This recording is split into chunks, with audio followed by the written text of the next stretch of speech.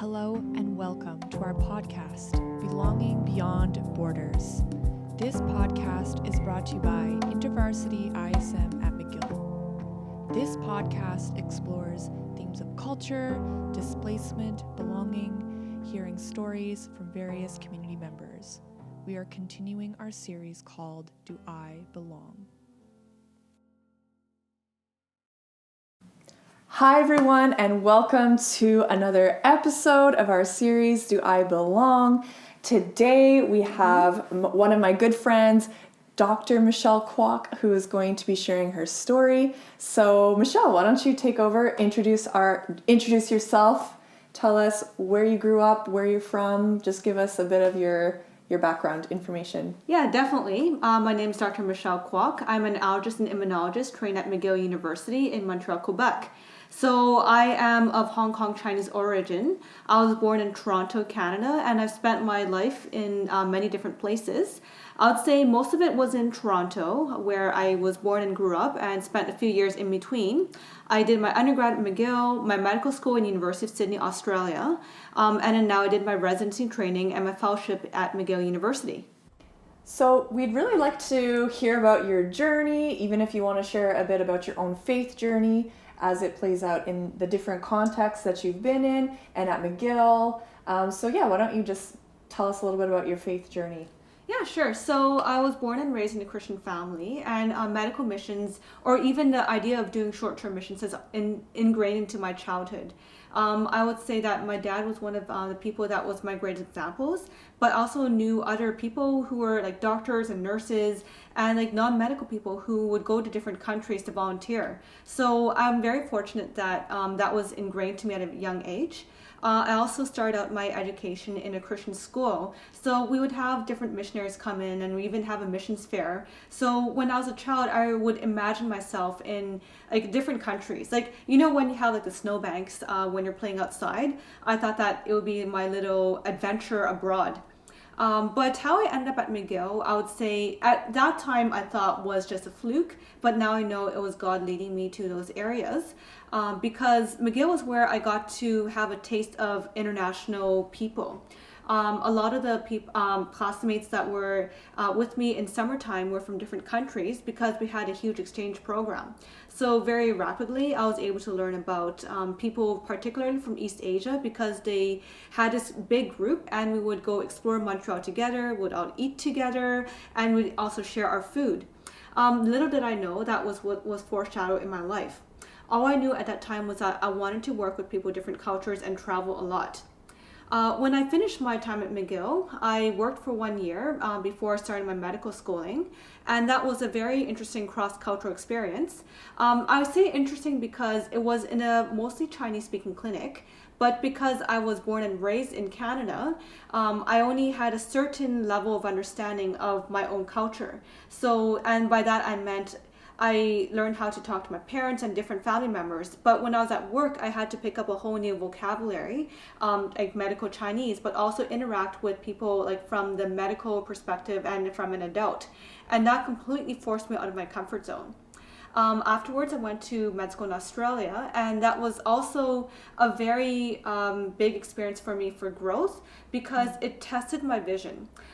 When you are in your own secure environment, it's easy to believe what God has placed in your heart because you have other people affirming you.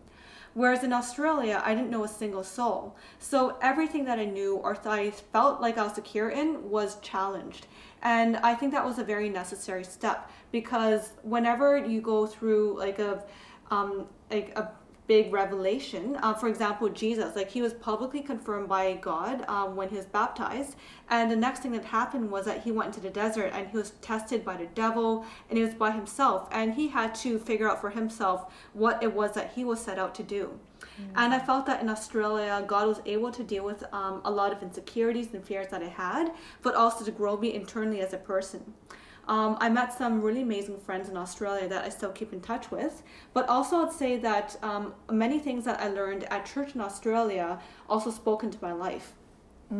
Wow, thank you so much for sharing that. So, like, how would you say you relate to the topic of belonging? What has that experience been like, and how has I don't know, God taking you through that journey, how do you relate to the topic of belonging? That's a hard question to answer because I felt like I didn't belong.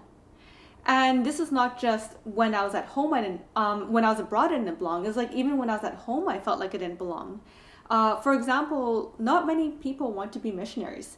And I'm saying this like not because I'm a Christian, but even within the Christian circle, like most people don't want to be missionaries. Like they want to maybe God put something else in their heart, but also missionary has a very nuanced meaning. Like they think it just is like, traditionally people going to some like other country across the world, probably a poorer country, spend your whole lives there. But I've learned since that missions is very different. But also in the medical world or in the scientific world, I felt like I didn't belong because I was an artist at heart. I love to sing. I do a lot of visual arts. We're in this podcast right now. And most people don't have that creative out-of-the-box thinking, or so I thought. And then when I was in Australia, I was a Canadian Chinese trying to pick up a new culture and system. And then when I came back to Canada, people were laughing at me because I spoke Australian. So how to say I ended up belonging was I learned that it's more about being comfortable with yourself and what God has called you to do. And that takes a lot of maturity. And once you have that set, it doesn't really matter whether you belong or not. Like, again, think about Jesus. Like, he was man, he was God. He didn't really belong on earth, and yet he learned how to work on earth according to the physical laws of earth. He learned how to be like a human being, and for him that became his belonging. You also mentioned about vision and being secure in what God is calling you to do. How do you think you reached that point? Like, did you just wake up one day and you're like, yes, this is where I'm going, this is what I'm doing, and I'm just gonna go? Like, how did you... Because even sometimes, like, even if we have that, like, we can get discouraged or we don't always see it come to bear fruit right away. Sometimes it takes time. So how would you say that, what was that process like for you? Yeah, so vision, some people get vision by direct revelation. They would say there was one thing that everything became clear. I think that's not for the majority of people. Most people, they have their vision refined over time through many different challenges, most of which are unseen. For me, I would say that it became slowly like something that I grew into. Like I've always known I wanted to do missions. I've always known I wanted to do cross-cultural work, but that was challenged many times, especially when other people didn't understand what I wanted to do. And part of it's because I also didn't understand what I wanted to do. So how would someone else understand that? I would say how I grew into this is, first of all, you need people that can speak into your life. Sometimes they may be people that come in for a season, and sometimes these are people that you surround yourself and you grow with over time.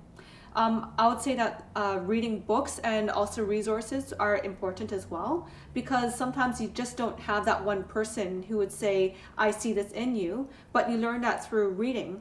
God has put a lot of knowledge and inspired other people. And if you can find a person that you admire, whether it's like someone that you personally know or someone that you read about or heard about, and you read their works or you watch their tapes or their podcasts, then you can learn about that.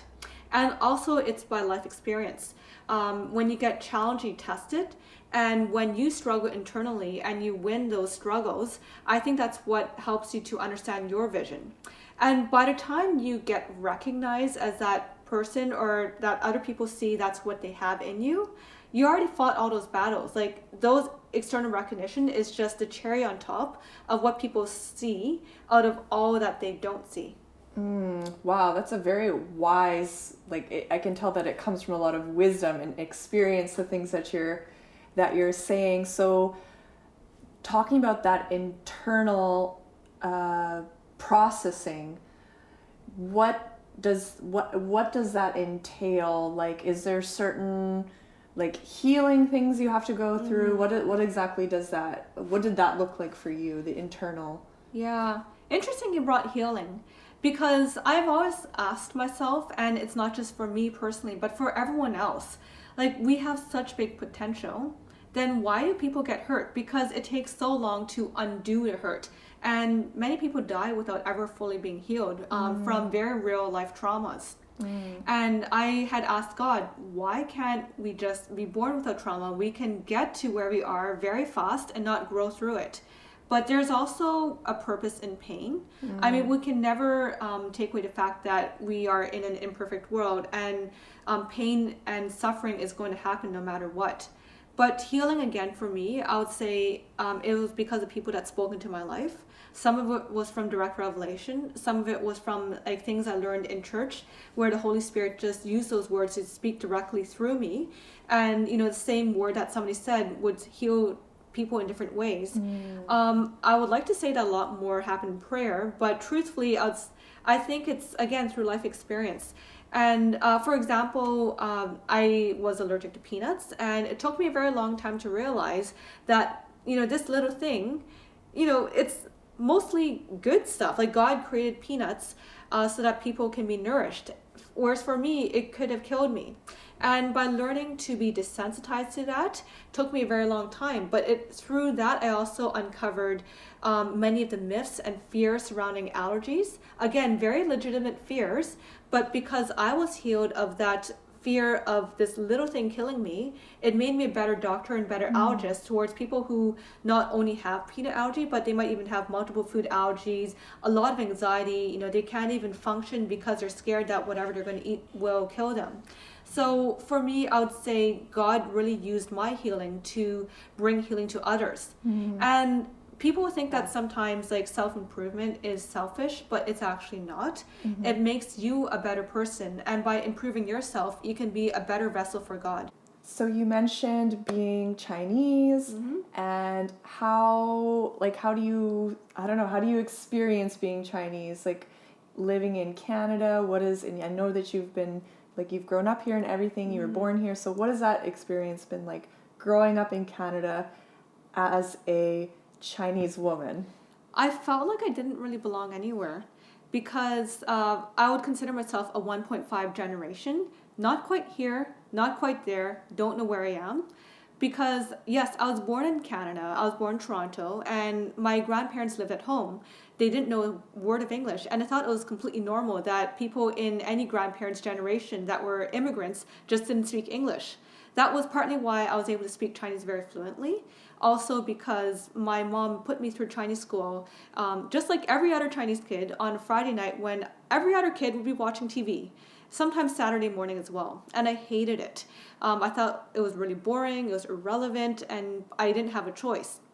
One thing that I remember was very hard for me to understand is how do I connect with the average Canadian? Because I just didn't know what they talked about. I didn't know what they did. I felt like I was sticking out like a sore thumb.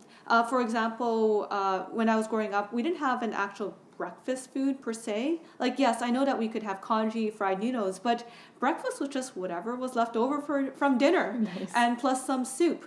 I remember one time my mom offered a guest to have pizza at breakfast, and it was a genuine question.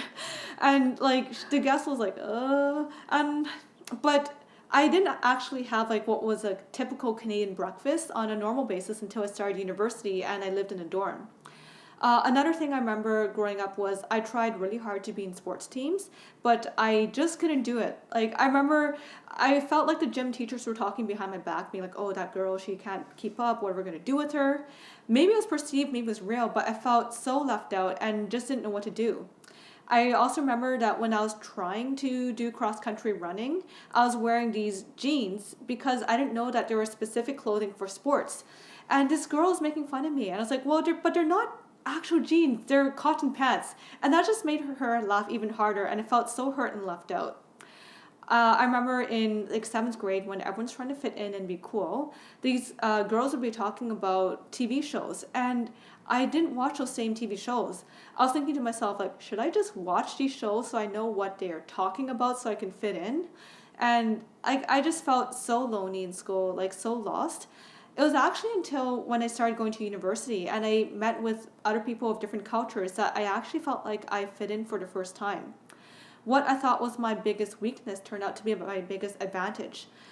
In Chinese culture, there's a very big emphasis on family, on community, on food. Never forget the food. It's like, it's not hi, how are you? It's hi, have you eaten yet? Doesn't matter what time of day or night, it's have you eaten yet?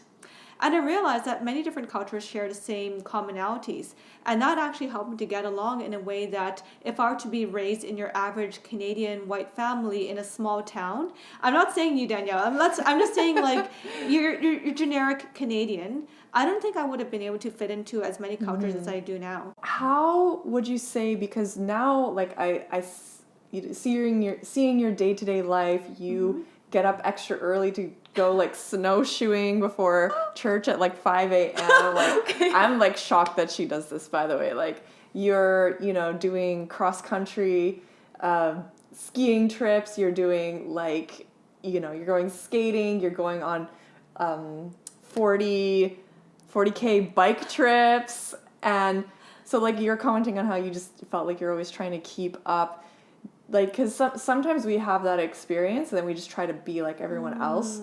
How did you own that in your own way? Because I see Michelle, she's very like outgoing, very energetic, very like, doing very active lifestyle. So how did you kind of like make that your own thing, regardless of the fact that you maybe weren't into it previously? Like, how did you get into it? That is a really good question. And I'm glad that people change over time, because if I were to see myself when I was a kid and now, I never would have thought that I was sporty, because I was terrible at every single sport that I did in gym. I have like memories of us like dribbling basketballs, and the ball, like no matter what I did as a child, it would always escape my hand. I'll always be the one like trying to chase after that, keep up with everyone.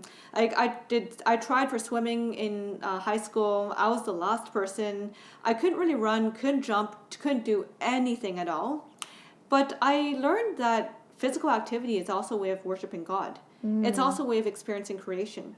And the kinds of physical activity I like would be the kinds that involve like a lot of, it could be solitary, it could be done in a group, but not the team sports. It's stuff like, swimming, like hiking, cycling, things that where you can experience outside and outdoors.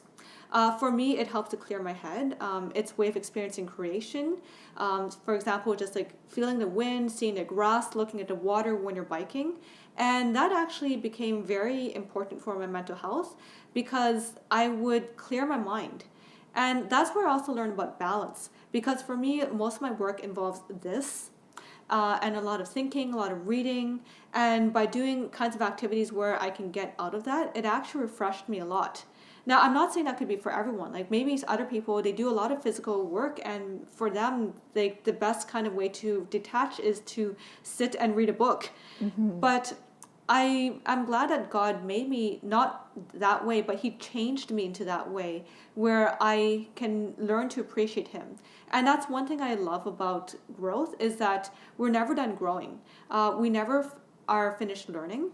And God will give you things that you didn't have before to be able to change into the person that He wants you to be for the sake of His kingdom and His glory. Amen. That's great.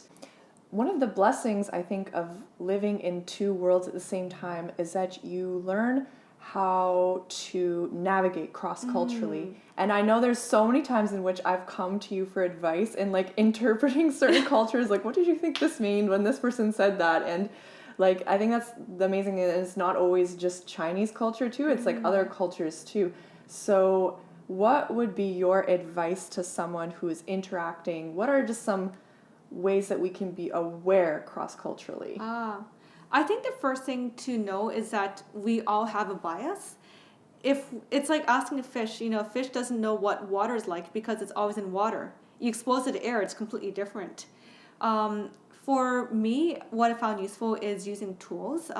There was like a book called A Culture Map, where you can do a test, and that determines like where you fit in many different areas. Like for example, how do you view authority? How do you view being on time? Like, are you a direct person, indirect person? Where does everyone sit in terms of leadership? I also did some self-tests, and these can be like physical gifts, these can be spiritual gifts. I just very happened to rank highly on cross-cultural. So for me, a lot of things are intuitive. But as I was explaining, my background was very helpful as well because I grew up in a more community-based culture. It helped me to connect with other community-based cultures. Where it was difficult for me was that, especially when I was younger, I didn't know how to speak to people of authority in the Western culture because I thought that they're unapproachable and you'd have to go through a middle person to suggest to the leader that perhaps this should be done. And I realized that in Western culture, you can just be direct because they are less like authoritative and more on the same level. One Another piece of advice I'd say is ask a person who might be a cultural bridge. Ideally, it would be someone from that culture who knows like the culture that you're from and the culture that they're from. But you can also learn about them. And one of them would be just taking part in their events. Obviously, you should read about them. I find that culture and history go hand in hand. Culture and religion also goes hand in hand. But then take part in their events and don't be afraid to make like very terrible mistakes because if you don't do that, you will never learn. That's really true. So maybe we can just close. I know I'm just like looking at your shirt, dream big, work hard. So, what advice would you give to McGill students? Wow. So, McGill students, I don't know how old you are. I don't know what stage you're in with your studies. I also don't know where you're from and what your personal journey is. All I can tell you is that God has a plan and purpose for everyone. He's given you a unique set of personal history, of physical gifts, spiritual gifts, your vision, your calling. And first one is you should seek God on what He has called you to do.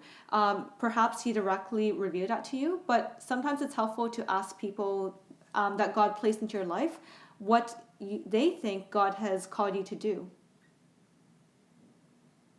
Are you One telling minute? us 1 minute Okay. left? Okay, so we'll just Yeah. close it up there. And then second one is don't ever give up. You're going to be challenged a lot, and perhaps the higher the calling, the greater the challenge. Know who your tribe is. When you feel discouraged, ask them to speak back into your life and to kick your butt so that you can keep going. Thank you so much, Michelle, for sharing your story and these amazing words of wisdom. We're so glad that you could join us. Yeah, it's a pleasure to be here.